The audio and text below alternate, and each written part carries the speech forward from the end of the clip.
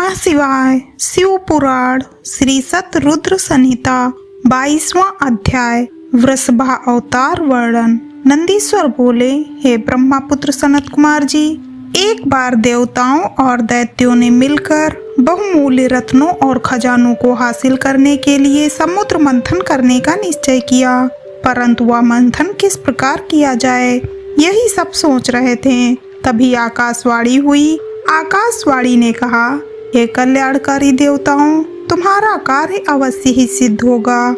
तुम मंद्रांचल पर्वत को मथानी और नागराज वासुकी को रस्सी बनाकर क्षीर सागर का मंथन करो। आकाशवाणी सुनकर देवता और दानव उत्साहित होकर मंद्रांचल पर्वत को उखाड़ने लगे। अपने इस कार्य में वे सफल भी हो गए, परंतु जब वे मंद्रांचल को मथानी बनाने के लिए क्षीर सागर में डालने लगे तो अत्यंत भारी होने के कारण वह उनके ऊपर गिर पड़ा। अनेक देवता और दानव उसमें दब गए। भयभीत होकर सब भगवान शिव की आराधना करने लगे। भगवान शिव अपने भक्तों पर सदा अपनी कृपा रखते हैं। उन्होंने देवताओं दानवों को बल प्रदान किया। सबने मिलकर मंद्रांचल पर्वत को क्षीर सागर के जल में डाल दिया। फिर नागराज वासुकी को रस्सी बनाकर समुद्र मंथन करना आरंभ किया। समुद्र मंथन के फलस्वरूप धन्वंतरी, वैद्य, चंद्रमा, पारिजात, कल्पवृक्ष, उच्चैश्रवा घोड़ा, ऐरावत हाथी, मदिरा, हरि का धनुष, शंख, कामधेनु, कौस्तुभमणि, अमृत तथा कालकूट विष आदि वस्तुएं निकली। साथ ही परम सुंदर मनोहर रूप एवं धन वैभव की स्वामिनी देवी लक्ष्मी भी निकली। भगवान श्री हरि विष्णु ने देवी लक्ष्मी, शंख, कौस्तुभमणि तथा गदा को ग्रहण किया। सूर्य देव ने उच्चैश्रवा नामक घोड़े को लिया। इंद्रदेव ने पारिजात, कल्पवृक्ष और ऐरावत हाथी से देवलोक की शोभा बढ़ाई।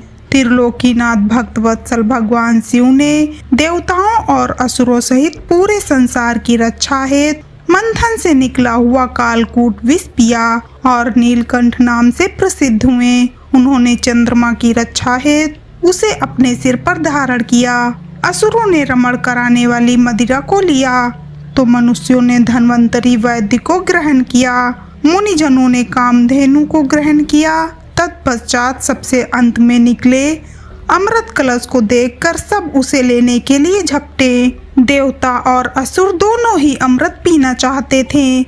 असुरों ने देवताओं से अमृत छीन लिया। दुखी देवता भगवान शिव की शरण में गए। तब अपने भक्तों के दुख को जानकर शिव ने श्री हरि विष्णु को मोहिनी रूप धारण कर अपनी माया से अमृत कलश असुरों से लाने के लिए कहा। विष्णु जी की माया से मोहित होकर दैत्यों ने उन्हें अमृत कलश दे दिया। तब विष्णु जी ने देवताओं को ही अमृत पान कराया। यह देखकर दैत्यों को सारी माया समझ आ गई। फिर वे बलपूर्वक अमृत पाने के लिए युद्ध करने लगे। घोर युद्ध हुआ। भगवान शिव और विष्णु जी की कृपा से देवता विजयी हुए और असुरों को विष्णु जी ने पाताल लोक जाने का आदेश दिया। वे स्वयं असुरों को पाताल ले गए, परंतु दैत्यों ने अपनी चालाकी और माया से उन्हें वहीं बंदी बना लिया और स्वयं उपद्रव करने लगे। जब देवताओं को असुरों ने प्रताड़ित करना आरंभ कर दिया तब वे परेशान होकर ब्रह्मा जी के पास पहुँचे और उन्हें अपनी व्यथा कथा सुनाई। फिर ब्रह्मा जी देवराज इंद्र सहित अन्य देवताओं को अपने साथ लेकर त्रिलोकीनाथ देवादिदेव भगवान शिव के पास गए। वहां पहुंचकर उन्होंने शिव जी को प्रणाम किया और स्तुति आरंभ की। तत्पश्चात उन्होंने शिव जी से कहा, हे भगवान, असुरों ने हमें परेशान कर रखा है। उन्होंने भगवान श्री हरि विष्णु को भी बंदी बनाकर पाताल में कैद कर लिया है। अतः प्रभु, आप उन्हें मुक्त कराएं और हमारी रक्षा करें। देवताओं की प्रार्थना सुनकर भगवान शिव ने उन्हें रक्षा का आश्वासन देकर विदा किया और स्वयं देवताओं के कल्याण हेतु वृषभा अवतार धारण किया। हर हर महादेव।